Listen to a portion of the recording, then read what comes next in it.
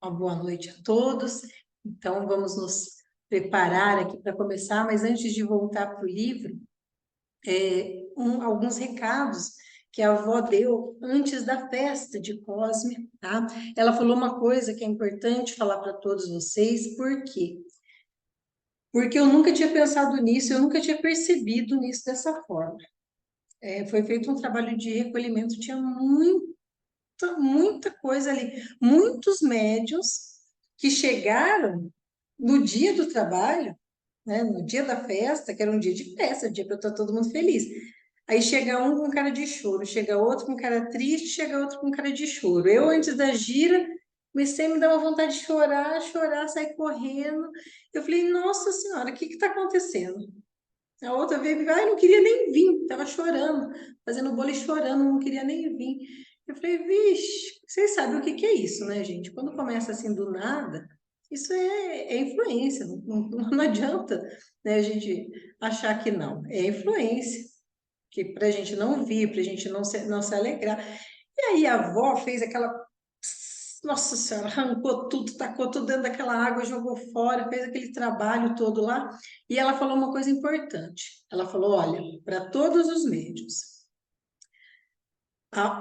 o período que antecede a festa das crianças é o período de maior cuidado que a gente tem que ter no ano. Ela falou: é o período de maior cuidado no ano.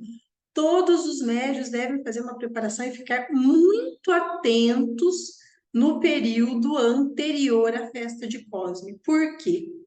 Porque ela falou, os obsessores, os espíritos sofredores, trevosos, eles sabem que não tem boca, gente. Como quem que pode com aquelas crianças? Ninguém. Que tristeza, que medo que pode com aquelas crianças? Nenhuma. Ou seja, é chegar e eliminar toda maldade, tristeza, medo. As crianças somem com tudo na hora, sabe assim, sem titubear.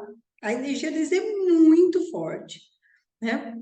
Então, o que que acontece? Os obsessores, os espíritos sofredores, trevosos, sabendo disso, eles ficam, agora usou essa palavra, eles ficam tudo atiçado, eles ficam assim, ó.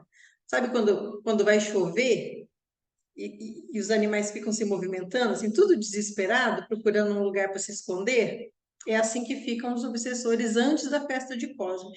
Então, eles azucrinam com maior intensidade nesse período antes da festa. Então, ela falou, ó, festa de Cosme é o período do ano que vocês têm que tomar mais cuidado, que eles ficam aqui, assim, ó, azucrinando mesmo, que eles sabem que o negócio o tempo vai fechar para eles. Que quando chega as crianças, é como se tirasse tudo, eles não querem nem saber, não querem nem conversar, nem explicar. A própria presença deles já elimina e tira muita coisa. E aí eu entendi o porquê que estava acontecendo tudo aquilo. Falei, ué, então, por isso que antes, né, da festa, estava aquela tensão, vontade de chorar. Inclusive, ela teve que me limpar também.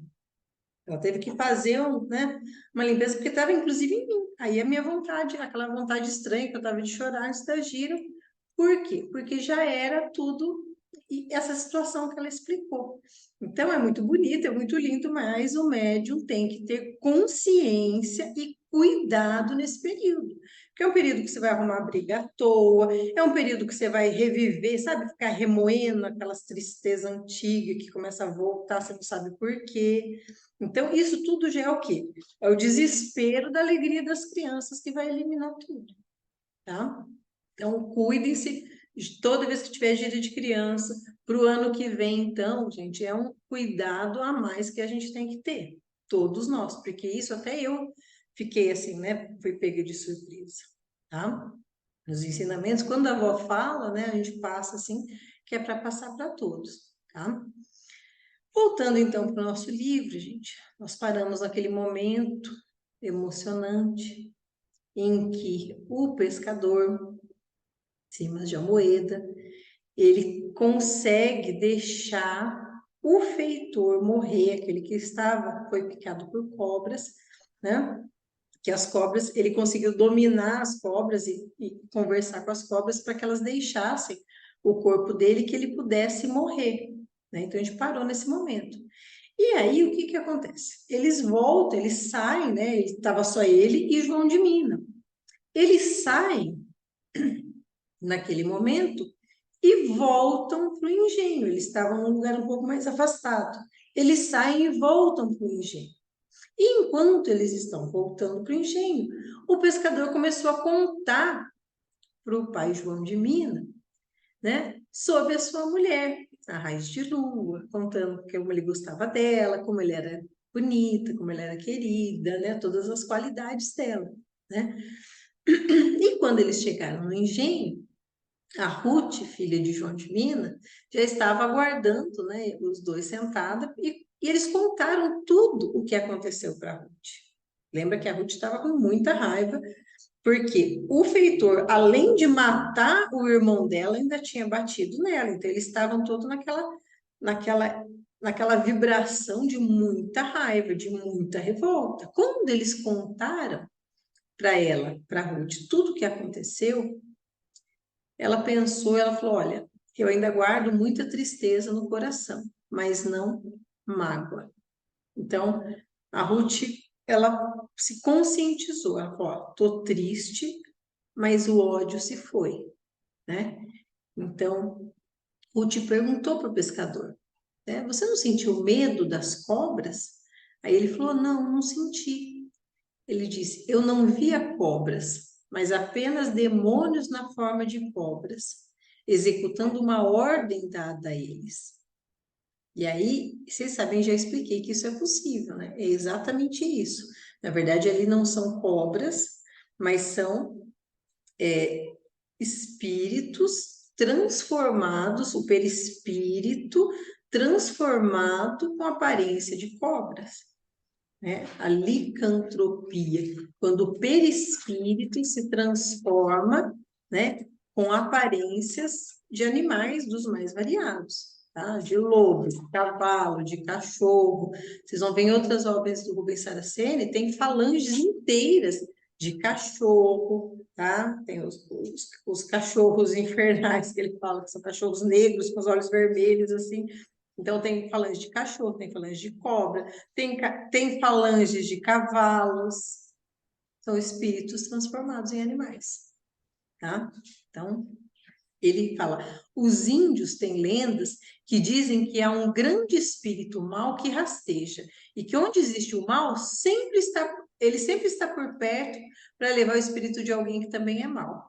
Então, aqueles a quem ele leva vão rastejar também, ou seja, se transformam em cobras e serpentes também.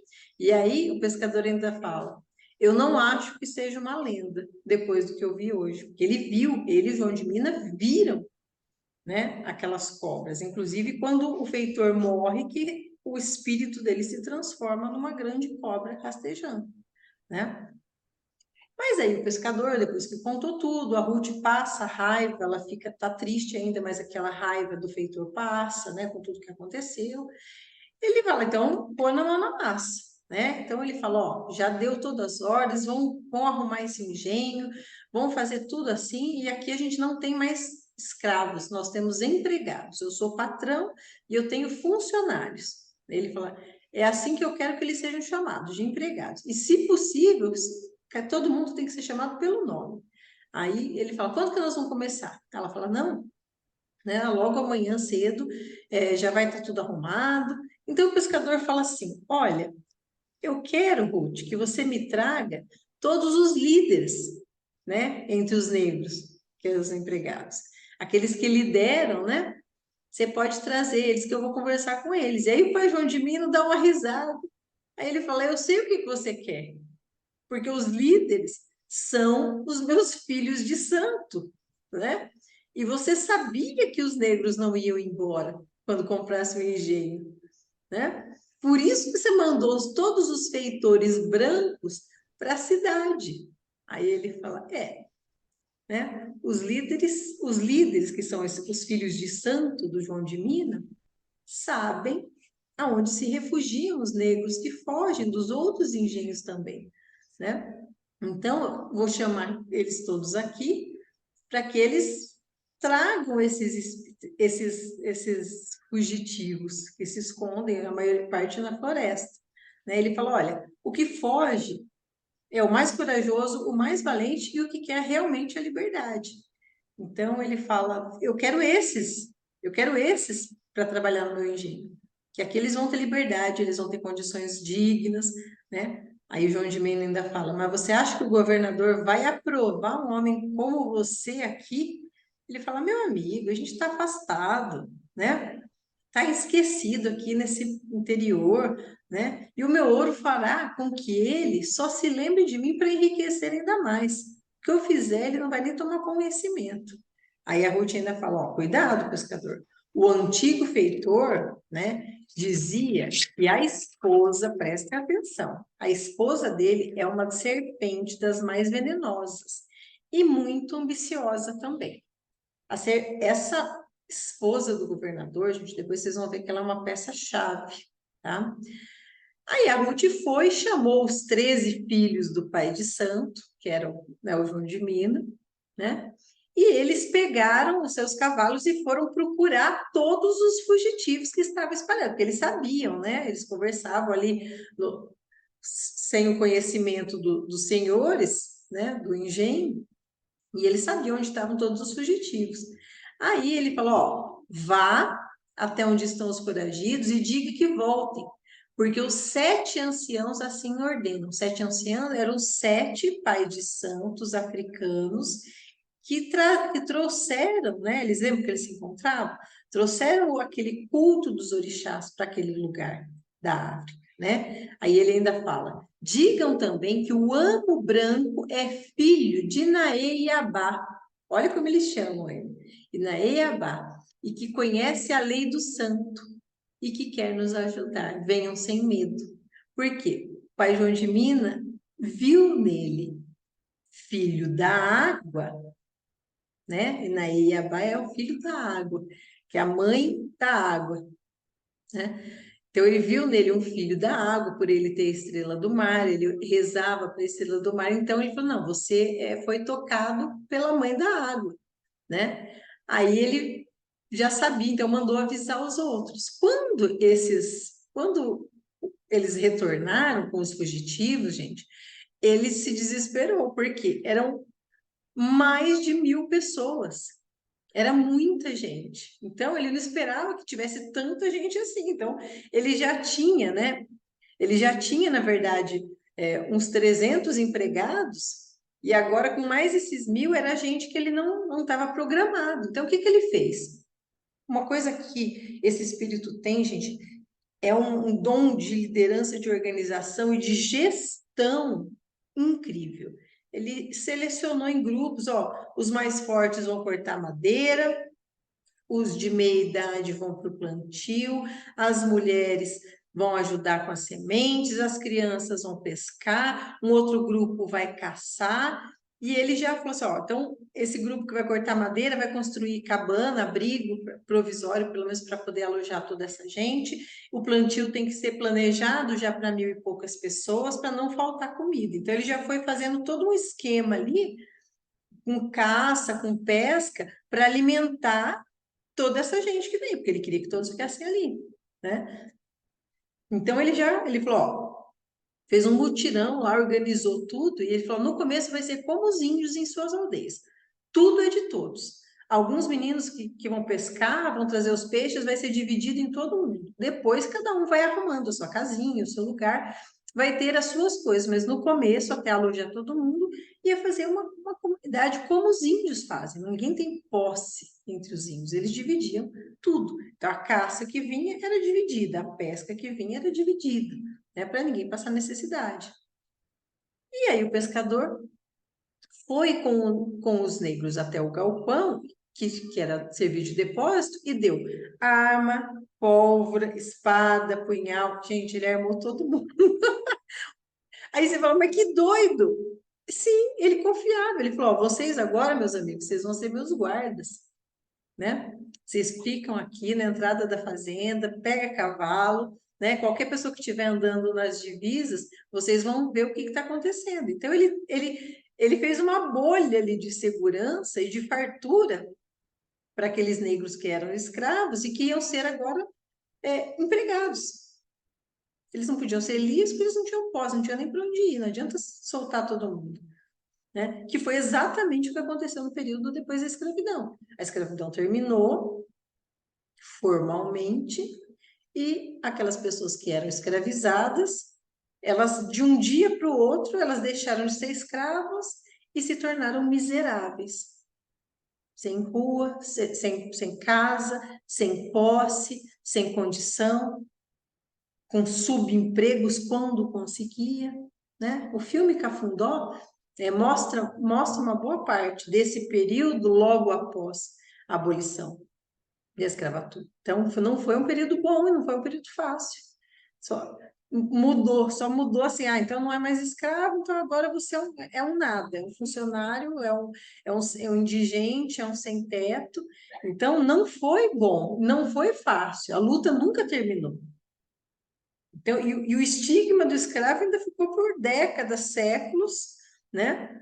E ainda hoje, ainda tem quantidade de racistas que nós vemos em nossa sociedade. Então, não é algo que termina, não é algo que deve ser tratado como um mero fato histórico, né? Eu sempre falo disso aqui, para a gente olhar com esses olhos. Mas naquela época, estava muito longe ainda do término da escravidão.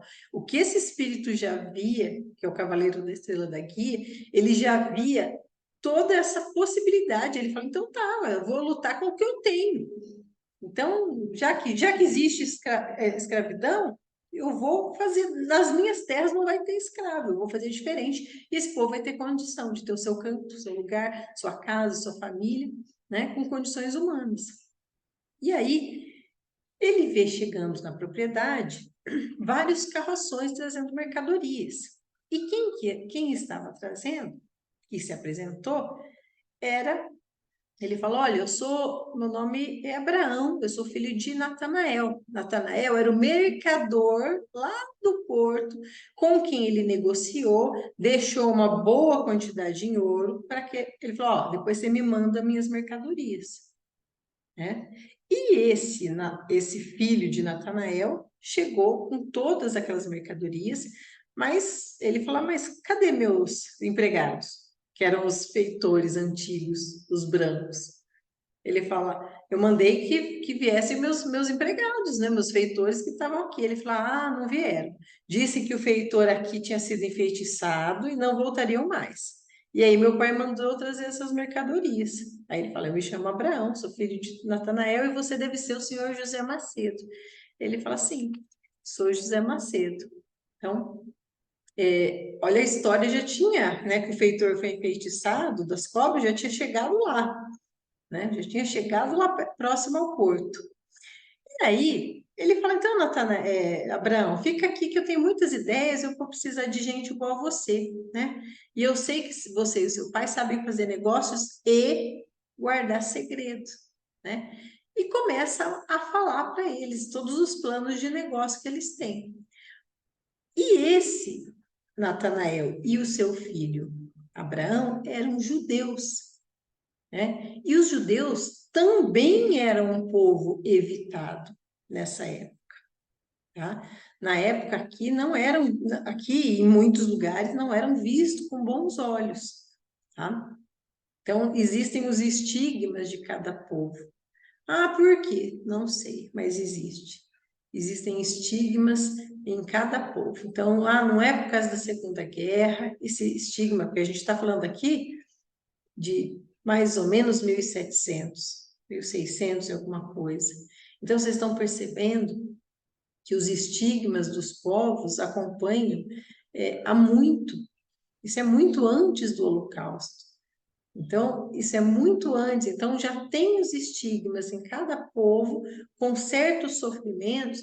O espírita chama muito isso de karma coletivo, tá? De karma coletivo do povo. Eu não gosto de falar em karma coletivo, porque karma, para mim, é uma ideia meio... aquela ideia de culpa, né? Então, eu nasci aqui, então eu tenho que sofrer. Pega o chicotinho e bate nas costas. Mas existem certos aspectos de cada povo que eles são, sim, tratados coletivamente. E os espíritos que precisam passar por aquela determinada prova, por aquele determinado preconceito, né? Eles acabam reencarnando nesses núcleos. Lembra que o nosso espírito, gente, cada espírito tem a sua necessidade. E de acordo com a nossa necessidade, vem essas provações, essas dificuldades, que são as mais perfeitas para a nossa condição hoje. Então, sofrer determinados preconceitos, por exemplo, como estou falando do judeu, por quê? Era necessário para aquele grupo de espíritos precisa às vezes passar por essa prova. Nós estamos vivendo novamente em tempos de guerra, mais uma guerra. Que povo, esse povo está brigando, gente, desde o final da Segunda Guerra. Isso recente, mas esse povo está brigando há milênios, tá? Então, essas pessoas reencarnam nesse meio para passar por essa determinada prova. E isso, para deixar bem claro, isso não quer dizer que a gente vai olhar para essas pessoas e vai falar assim: ah, mas ai, que bom, né? Deus é tão bom, deu uma guerra para esse povo para eles passarem pelo aprendizado. Então, a guerra é vontade de Deus. Não, não, povo. É nossa obrigação, nossa enquanto humanidade, é ajudar todo aquele que passa por uma prova, independente de qual ela seja. Então, é obrigação nossa ajudar, seja ajuda material, ajuda espiritual, em orações. Então, nós temos obrigação de ajudar, entende? São nossos irmãos, independente do que eles precisem passar. Então, você precisa passar por uma prova, mas que seja o mais suave possível, porque sempre tem uma mão amiga para te oferecer uma ajuda, para te oferecer um alimento, entende? É a mesma coisa, isso está em nível global. Pense num nível familiar bem próximo. Então, tem uma pessoa próxima da tua família que tem uma doença. Ah, então uma doença é uma prova para o espírito, ele precisa aprender por intermédio daquela doença. Sim, mas isso não quer dizer que eu não posso aliviar a carga, eu não posso tornar aquilo menos dolorido, entende? Então eu alivio a carga do meu familiar, do meu irmão, do meu amigo, do meu vizinho, da forma que eu posso. Eu não vou poder salvar ele vai ter que passar por aquilo. Eu falo muito do câncer, que o câncer é uma doença muito emblemática, né? De falar que o câncer é para resgate, é para aprendizado, mas isso não quer dizer que eu não posso ajudar, e todo mundo não deve ajudar, minimizar aquele sofrimento da pessoa. Isso é parte nossa, humana, tá? Mas seguindo então, ele faz lá todo um plano, né, com os judeus, que é Natanael e o filho dele, e ele fala, ó, eu vou tocar os engenhos sem os brancos. E aí o Abraão falou assim, meu Deus, mas como que você vai tocar o engenho sem os brancos, os feitores? Ele fala, não, quem faz o açúcar são os negros, eu não preciso dos brancos aqui. Eles vão ser meus empregados, meus funcionários, e eles vão continuar produzindo, só não vai ter ninguém que mata eles e chicoteia. Aí ele fala, mas então como? Ele fala, não, eles farão por mim, porque eu os compreendo e eles me respeitam. Aí ele fala, ah, mas você não tem medo de ser morto por eles? Eles odeiam os brancos. Aí ele fala, não, não tenho medo não. Já morei com eles, eu sei o que eles querem, o que eles pensam, o que eles sentem. Querem apenas ser tratados como seres humanos. Aí, nisso, o pescador fala, olha, você não me fala para o Abraão, fala, você não me conhece ou faz que não me conhece? Apesar da sua barba longa, eu o reconheci no primeiro instante, embora tenham se passado 10 anos desde que eu o vi pela última vez. E nisso Abraão deu um sobressalto, ele levou um susto. Ele fala, mas como que você me conhece? Eu nunca te vi antes. Ele fala, ah, você lembra de quando? Aí ele fala assim, você lembra de quando foi julgado por assassinato na Espanha, anos atrás? Aí o Abraão fica Ele, ele fala assim: olha, como que o senhor sabe disso? Se aqui nessa terra ninguém nos conhece. Ele fala, eu te julguei, meu amigo. Aí ele lembra, ele fala, agora eu me lembro, Simas de Almoeda. Ele fala, isso mesmo, Simas de Almoeda. O mesmo Simas que o libertou da forca um dia, quando pensava que já estava condenado à morte. Nisso, o senhor Abraão ficou muito sério e a cabeça dele ficou que nem girando, né? Seus pensamentos estavam voltados para o passado, ele ficou calado e com medo daquele homem. O pescador percebeu isso e o tranquilizou. Não se preocupe, meu amigo. Já sabia quem era quando vi seu pai. Ele está mais velho e sofrido, mas não mudou muito. Fiquei contente por vê-lo bem e por vê-lo também bem, né? Desde que terminou o julgamento, não os vi mais, né? Aí ele fala, sim, senhor Macedo, porque apesar de eu ter matado um rapaz e ferido outro, o senhor me deu a liberdade e não a forca. Mas como que o senhor fez isso sendo um juiz severo como era? Então, olha bem, Abraão foi julgado lá na Espanha por ter matado um rapaz e ferido outro, né? E o juiz que julgou ele e não deu a forca para ele, deu a liberdade, foi o Simas. Olha o mundo como é pequeno e dá volta. Aí ele fala, pela justiça, não pela justiça comum, mas a minha justiça, senhor Abraão. A sua irmã foi desrespeitada por aqueles homens. O senhor apenas a defendeu. Foi isso que eu disse na minha sentença. Somente a verdade, nada mais. Era minha prerrogativa como juiz. Eu usei-a com todas as minhas forças. E aí, mas ele fala, mas aqueles homens falaram que a minha irmã era uma mulher à toa, uma vadia. E o senhor não acreditou neles. Preferiu acreditar nela e em mim, né? Que éramos sub-humanos. Nós não éramos tratados como gente, a exemplo dos negros aqui. Então, o judeu, quando chegou aqui, viu a situação que os negros eram tratados, ele se sentiu, ele conseguiu sentir na pele, ele conseguiu imaginar, porque lá na Espanha, onde eles viviam, não havia uma escravidão de negros, mas os judeus eram tratados como sub-raça. Em muitos lugares, os judeus foram tratados como sub-raça, como sujos, como imundos, como traiçoeiros.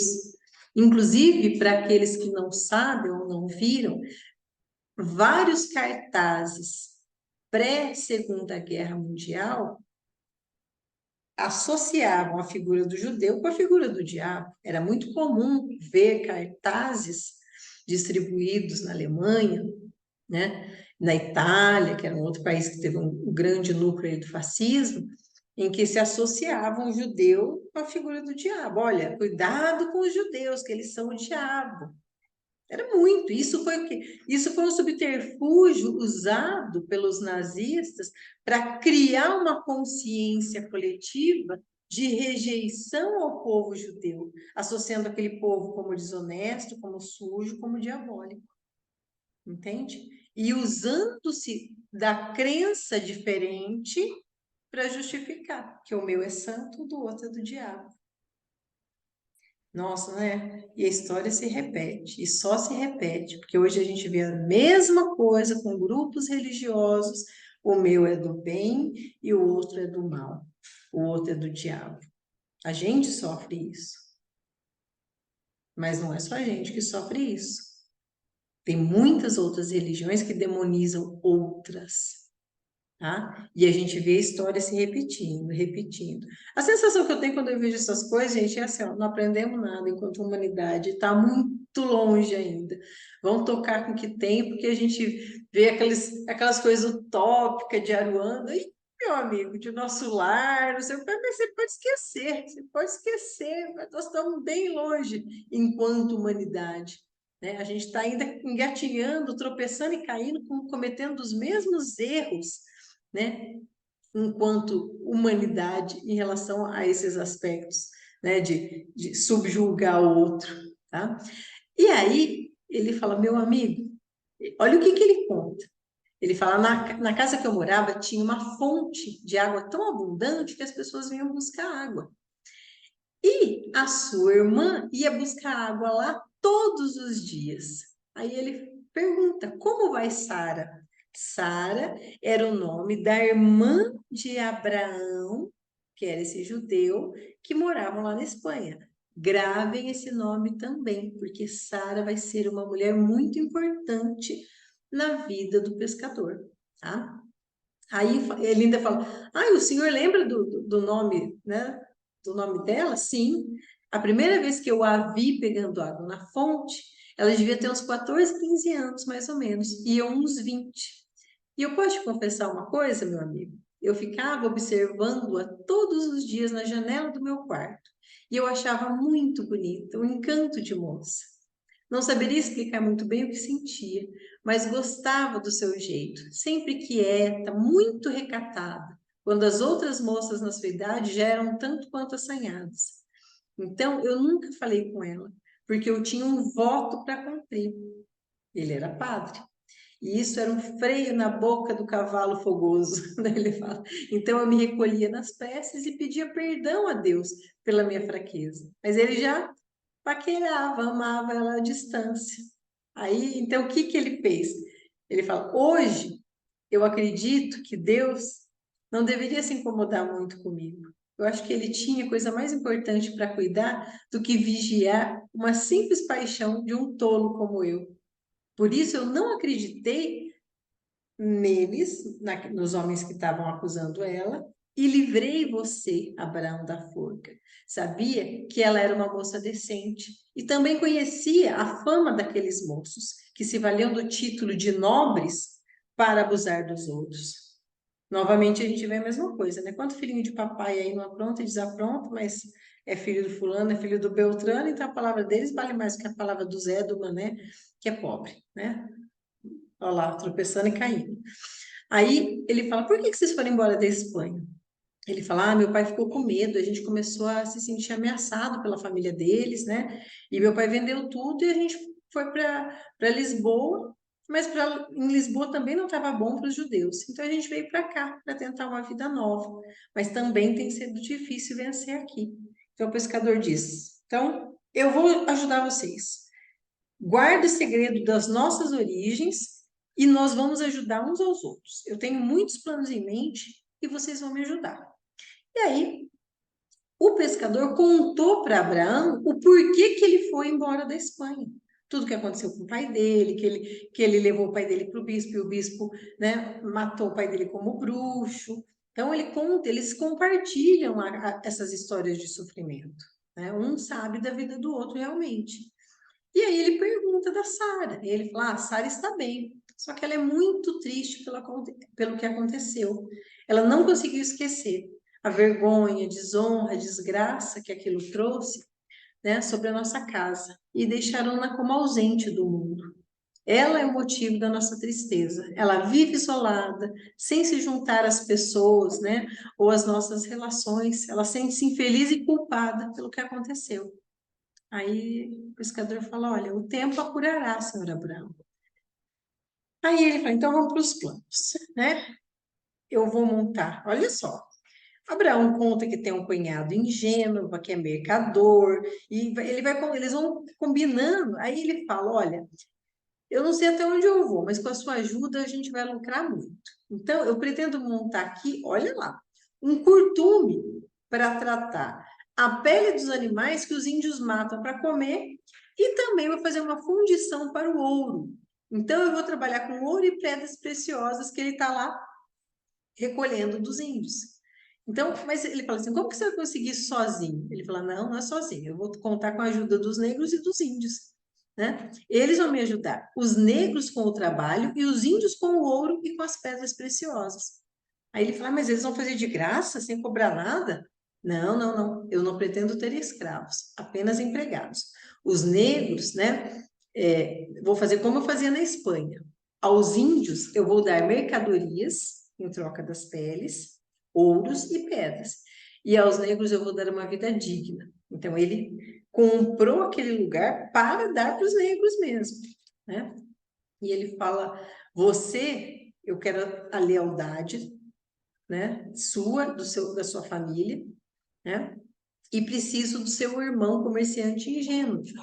Por quê? Porque esse irmão vai vender todas as pedras preciosas, vai comprar navios, embarcações e vai trazer navio e mercadoria de Gênova para cá. Então, o negócio dele é grandioso. E ele tinha muito, né, muito ouro. Ele achou um veio de ouro. Então, ele literalmente tinha dinheiro para fazer o que ele quisesse, né? Deu ouro para o judeu viu aquele tanto de ouro, ele falou: Meu Deus do céu, é uma fortuna. Aí ele fala: Mas isso daqui, meu amigo, você vai me dar isso aqui, eu posso comprar um castelo na Europa. Ele fala: Não, mas eu confio em você, eu sei que você vai fazer o que a gente combinou. Ele fala: Então tá resolvido, vou lá, né? Vou fazer tudo, né? Agradeceu a confiança, né? E ele pediu: ó, compra 2, 3 navios, quantos navios mercantes for possível. Chamou o índio, que era um guarda-costa dele, que estava junto com ele, e apresentou ele para Abraão. Fala: Abraão, esse índio o procurará antes que você parta e vai lhe entregar mais ouro em pó. Eu quero que traga os navios cheios de mercadoria, mas não diga para onde vão os navios, para vocês não correrem nenhum risco de serem saqueados. Era outro perigo, né? Tinham piratas em alto mar também naquela época. E, ó, ele explica: quando o índio procurá-lo, olhe apenas para a sua cabeça. São 3 penas amarelas. Ele não fala a sua língua. Portanto, terá apenas de acompanhá-lo até um local fora da cidade onde você vai receber o ouro e mais algumas esmeraldas. 5% do dinheiro vai ser seu e 5% do seu irmão. O restante você vai comprar o que eu preciso. E aí o judeu ficou mega feliz, falou: Poxa, é um bom negócio para todo mundo, né? Ficou mais do que agradecido. Ao amanhecer, o judeu partiu com os negros que foram lhe ajudando, com os carroções. O pescador falou: preciso ir, Ruth, porque eu preciso ir ver a minha esposa, preciso, já que eu encaminhei tudo aqui, a Ruth e o João de Minas estavam encarregados do engenho, conseguiam lá administrar o engenho, tinham todos os recursos agora, mercadorias, comida, ferramentas, né? Deixou o judeu com o mercado, com a venda, né, das pedras preciosas, para trazer mais mercadoria, e aí ele foi para a casa dele ver a sua raiz de lua, né, que ele já estava com muita saudade, né? Então, despediu-se de Ruth. Ele fala: Ruth era uma boa mulher, tinha vida no sangue, era uma guerreira. E depois se despediu do velho, João de Minas, né? Também, que era um outro querido amigo. Quando eles estavam voltando, estava voltando ele e o amigo índio dele, que era um guerreiro, tá? O nome dele era Sol da Manhã. E no caminho, o Sol da Manhã pergunta assim para ele: Pajé Branco, por que você faz tudo isso? Ele fala: Olha, o porquê eu não sei dizer. Apenas sinto que tenho que fazê-lo. Algo me impele a isso. Aí o índio fala para ele assim: São os espíritos ancestrais, Pajé Branco. Como assim, Sol da Manhã? São eles. Eu vi eles ontem à noite. Quando você conversava com o homem branco, né, com o judeu, você viu o quê? Muitos homens, atrás e ao seu lado. Eles brilhavam como o sol. Sempre vejo espíritos na floresta, perto do pajé em Anguara, e os vejo também perto de você. Ou seja, o índio via os mentores inspirando, intuindo, né, o pescador na jornada dele, tá? Então, olha que bonito isso. Ele é um espírito, gente, analise isso. É um espírito de riqueza, de abundância, onde ele põe a mão, o negócio prospera, vai para frente. Sabe assim, aquele negócio que vai? Mas é uma coisa muito direcionada. Ele veio para trazer fartura, para trazer oportunidades para aquela imensidão. Vocês vão ver no final do livro que é assim, é literalmente uma imensidão de gente que ele ajuda. E não é ajuda dando, doando, sabe? Assim, é uma ajuda de prosperidade. Eu acho isso tão, tão bonito, tão bom, gente, porque isso é um talento. Pegar uma doação e dar na mão do outro É uma excelente ajuda, mas ela é perigosa. Por que que é perigosa? Vocês já perceberam que é muito mais fácil você dar ajuda do que você receber? Quem está com fome não quer saber.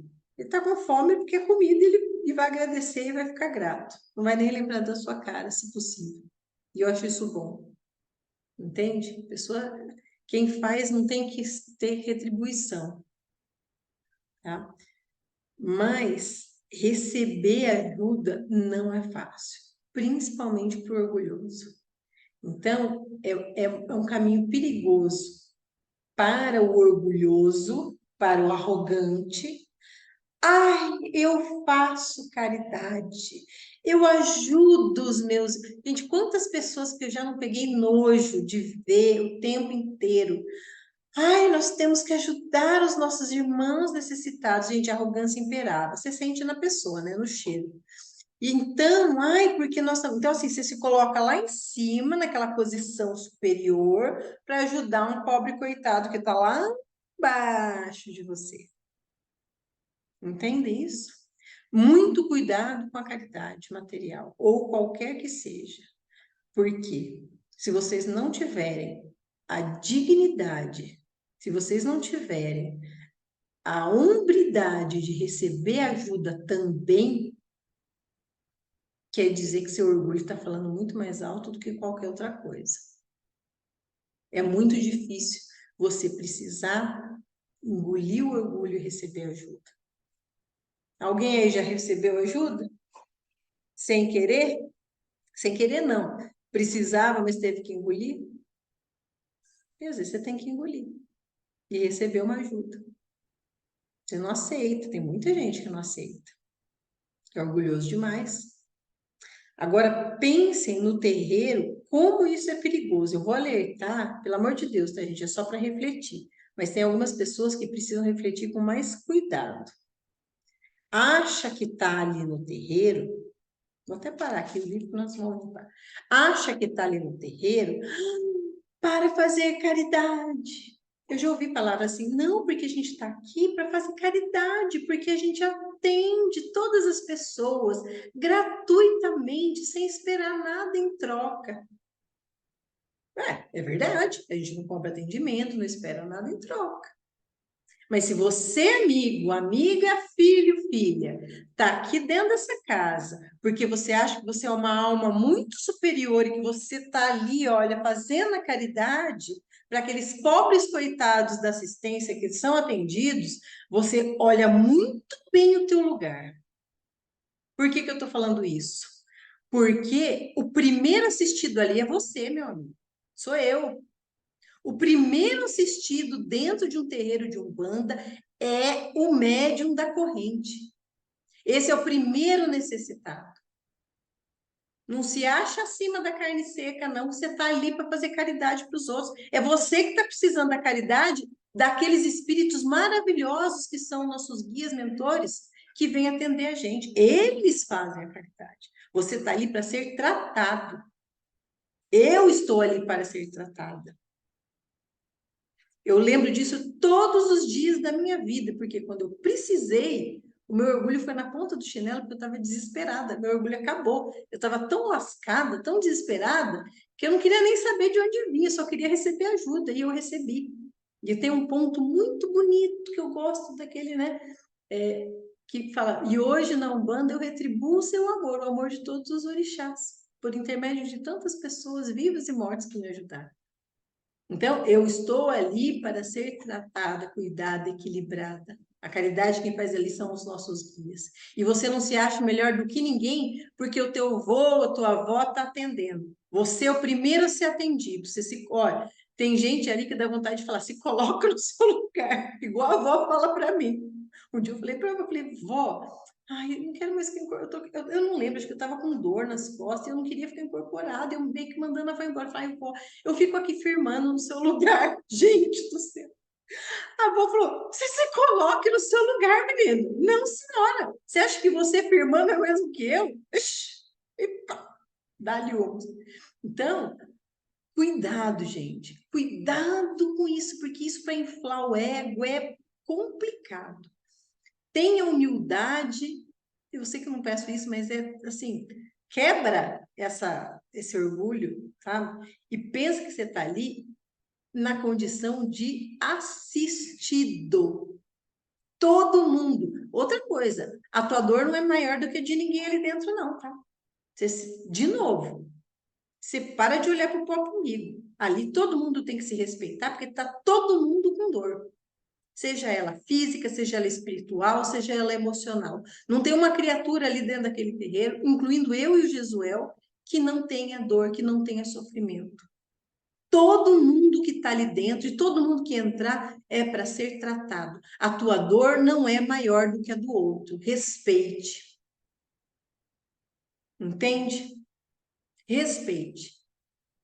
Para de ficar todo mundo que está lá cumprindo lua, toda semana eu estou vendo os mesmos no pé do vô ali, porque está sempre lascado. E de certo que é sempre prioridade, a sua dor é sempre prioridade. Para com isso. Isso é vício emocional com guia. Isso é dependência emocional, porque só o vô me conserta. Para com isso. Já deu. Só para vocês terem uma ideia de como as pessoas ficam vinculadas, dependentes do terreiro, e isso não é certo. A avó cortou esse final de semana. A pessoa foi atender com a avó e a pessoa veio e falou assim: ai, vó, tem um cano estourado, um encanamento vazando na minha casa, eu quero que a senhora me ajude. Ai, gente, eu tô falando sério, tá? Não é brincadeira.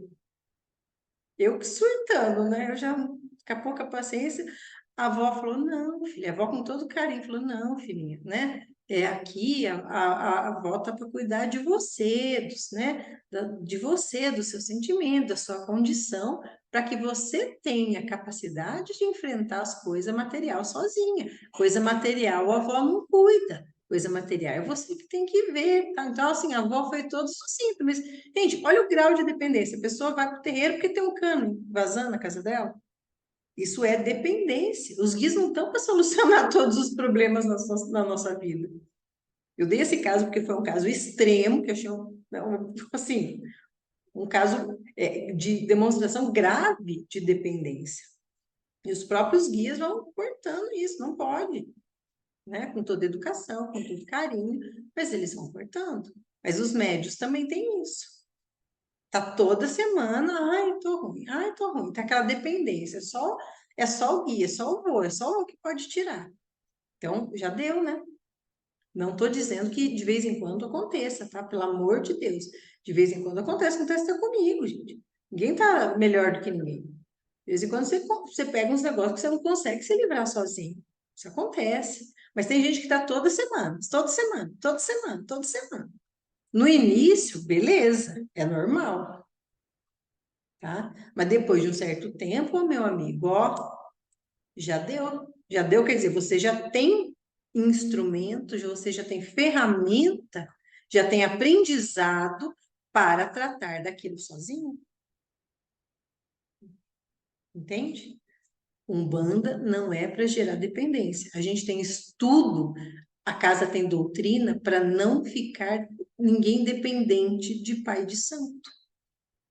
É o contrário, tem muitas casas que fazem o contrário. Não estuda, não ensina nada, não fala nada, justamente para quê? Para os médicos ficarem todos dependentes do pai de santo, em volta do pai de santo. Entende? Ele dominando todos os filhos. Então, isso nunca foi o plano de Jesuel, nunca. Então, aproveitem a liberdade que vocês têm e os ensinamentos, a sabedoria, perguntem. Eu sempre falo, coloquem nos vídeos as perguntas. Evitem me fazer pergunta no privado, por quê? Porque vou perder um tempo para responder uma coisa que poderia ter sido respondida no grupo não, no próprio vídeo em que eu ensinei aquilo, que serve para outros. Então, já tenha um hábito de fazer, quando for fazer pergunta, faça pergunta no próprio vídeo que tratou sobre aquele assunto. As perguntas vêm automático para mim, eu respondo sempre que possível, tá? Para não ficar aquele, senão fica muito particular e perde o objetivo que é ensinar, entende? Mas pensem em tudo isso que eu falei para vocês. O livro vai chegar a essa. Nós vamos chegar aí, no finalzinho, tá? Só para encerrar. Ele volta para a aldeia, gente. Ele encontra raios de lua, amado dele, e ele encontra mais um monte de esmeralda. Ele vai caminhar com a raiz de lua no rio e encontra mais uma tantada de esmeralda, encontra um brilhante tão gigante, que era assim, era um negócio tão grande que ele falou: Isso aqui é muito, eu não vou precisar de tudo isso. Ele enterrou, separou lá um lugar com uma quantidade grande de pedras preciosas e ele deixou lá separado para acaso tivesse alguma emergência. Já era mais do que suficiente, né? E ficou lá todo feliz, todo matando a saudade da sua raios de lua, da sua Índia, tá? Agora o bicho vai começar a fechar aqui no livro, a gente vai para o próximo capítulo na semana que vem, tá? Vamos ver se a gente consegue trabalhar mais de um capítulo. E nos vemos na quinta-feira. Lembrem dos preceitos, principalmente o preceito mental, tá? Pensem nos seus padrinhos e nas suas madrinhas. Padrinho e madrinha não é qualquer um na sua vida. E se você escolheu qualquer um, já escolheu errado. Escolheu só porque queria batizar, já está batizando errado, tá? Pensa nisso. Agora, quem escolheu o padrinho e a madrinha com firmeza, com amor, vai ser para a vida toda. Minha madrinha, de vez em quando, minha madrinha já não está mais lá, faz, sei lá, muitos anos, 6, 7 anos que a gente, né, que ela não frequenta mais a Umbanda, ela não pode, mas a gente se fala sempre, manda mensagem sempre. Quando ela sonha comigo, ela me liga. Quando ela sonha com meu marido, ela liga. Eu tenho um carinho por ela. A minha madrinha era Cambone, tá, gente? Uma madrinha era Cambone. E eu já falei para vocês que é justamente pela grandeza dela.